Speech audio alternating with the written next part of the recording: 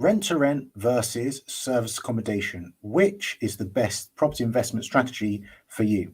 So if you're watching this video and wondering who on earth am I, my name's Azir Thatcher. I am the campaign director for Anizu Media.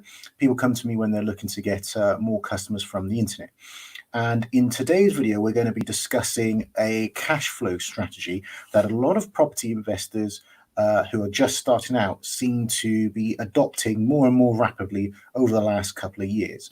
Typically, what happens is people have a day job and they want to replace their income so that they don't have to work in the day job anymore. Sometimes they're simply looking for a side hustle, as it were, something that will actually give them enough extra income that they can then use that money to pay for a deposit on a property or something along those lines. So today's video is going to be, or topic is going to be split into two parts. The first, we're going to talk about service accommodation, the pros and cons, and the other part, we're going to be talking about rent to rent, the pros and cons. You'll then be able to make a balanced decision for yourself as to which is the better strategy for you. So if you're wondering how do I have any kind of knowledge on this, also I am actually a property investor as well. I actually source investment properties for both myself and my clients, and I use my digital marketing skills to help me actually generate leads in for the business. If you're interested in how you can do this for yourself, I'm actually doing a 5 3-day workshop that you can check out.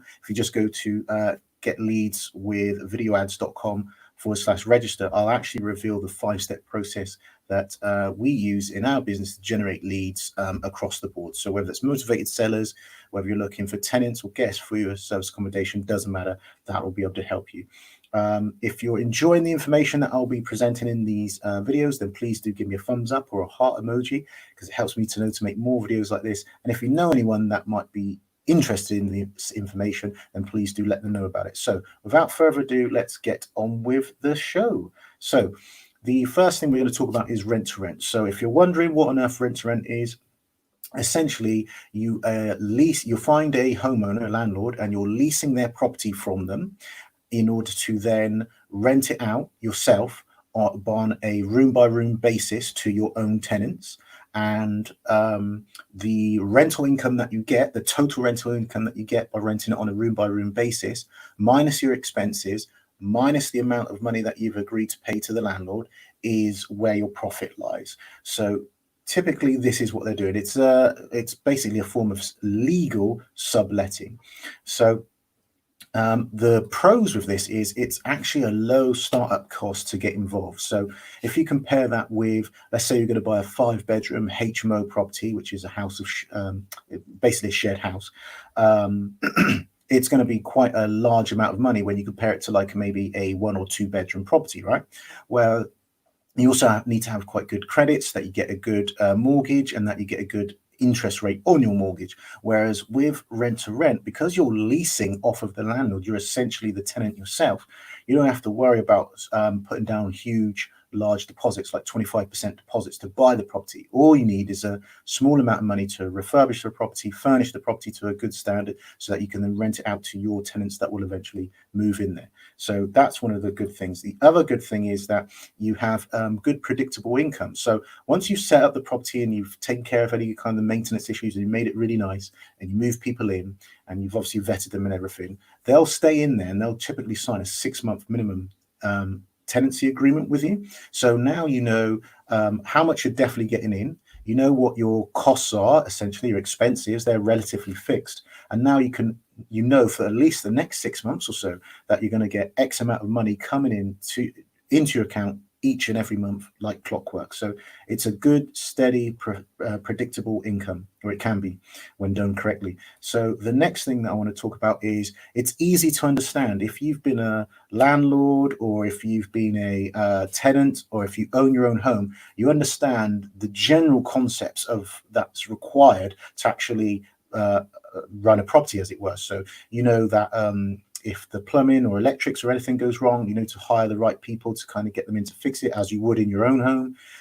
You know that if you're a landlord already, you already know how to vet people and stuff like that as well. So it's quite an easy concept to understand when you consider that to maybe being a dentist or a doctor or an architect or something like that. You got to go away to uni, you got to study for like 3 or 4 years, come back, do some additional training and stuff like that, get yourself into masters of debt. So it's going to uni to get a professional job, as it were, takes a lot of time and investment. Whereas getting into property, specifically getting into things like rent to rent, you don't have, it's not rocket science. You understand the basics. It's quite an easy concept to pick up. You lease a property off of a landlord, therefore making you the tenant. You then rent the property out on a room by room basis to other individuals. So think of it like a student house, or you're renting out to sharers, to like workers. That's the type of thing that you're doing. Now, the other good thing with rent to rent is that the property management side of things, like taking care of the maintenance issues, doing the viewings, all of those kind of things, managing the tenants, that actually can be outsourced. Now, you can hire a property manager that comes and works in your business. Maybe you hire them just on a part-time business basis, or you can, in some instances, you can actually find a independent local letting agent, property management agent, that actually come in and manage your tenants for you. So you find a landlord, you lease his property from him, you get it set up correctly, then you get a property management company, and they will then take care of all the tenants for you. So these are some of the pros when it comes to rent. Now, sometimes along the way, I've been doing this for a while, I hear people struggling to get direct deals to landlords. They don't want to go to an estate agent. They want the deal directly to the landlord because they can get better deals. Sometimes people have issues filling the property because they're struggling to get tenants. It can be quite a seasonal thing. Which is why it will definitely benefit you if you're interested in solving any of these kind of headaches and basically generating leads for your business. Then go and register for the 5-day event that I spoke about earlier by going to getleadswithvideoads.com/register. You can see the URL scrolling that down below. It's super brilliant. I can't wait to get started on this. So I look forward to seeing you in there if that's of interest to you. Now, let's talk about some of the drawbacks with regards to rent. So those are the pros I've just mentioned, and the drawbacks can be it can be quite management intensive, meaning you'll get people, you might find your negotiator, hostage person, agony aunt, psychologist, therapist. People come from different backgrounds, and sometimes they don't always get on, and sometimes they clash. Sometimes people are better dealing with conflict resolution or communicating much better than others. And when you put people like that with different backgrounds together, sometimes they butt heads, and it can cause a lot of arguments. So and so stole my milk, so and so took the butter, the bread, so and so's taking too long in the bathroom, they're not flushing the toilet properly, they're leaving the toilet seat up. These are things that you might find that you're getting involved with. And if you haven't got a property manager in there and you're doing it all on your own, then make no mistake, you will be drawn into some of these things at some point. There are things you can do to mitigate that, and that's a whole nother video. But the management of the HMO, the shared house that you've got, can be quite time consuming, quite intensive. Another drawback is that you don't actually own the property. So things could be going swimmingly well, you're getting towards the end of your contract, and then the homeowner says, do you know what, I want to take my property back. There's nothing you can really do. You fulfill your obligation, you have to hand back the keys. Problem is, when you announce to your existing tenants that you're not going to be able to keep them on, what that usually triggers is a mass exodus. So people just start leaving your property, and there's really not that much you can do about it. And what you'll find is in the last couple of months of your contract with the owner, you then have a lot of voids, and yet you're still on the hook with the owner to pay the rent in full. So that's one drawback with rent to rent, often referred to as the rent to rent Achilles heel. Fact is, you don't own the property and you do have to give it back at some stage. Now, the next thing that's a drawback is that one bad apple can spoil the cart. So if you've got a bad tenant, for example, they come in, they've been lovely to begin with, they're great tenants for the first 1 or 2 months, and then they stop paying you rent, or they stop smoking in the property or upsetting other tenants and things like that.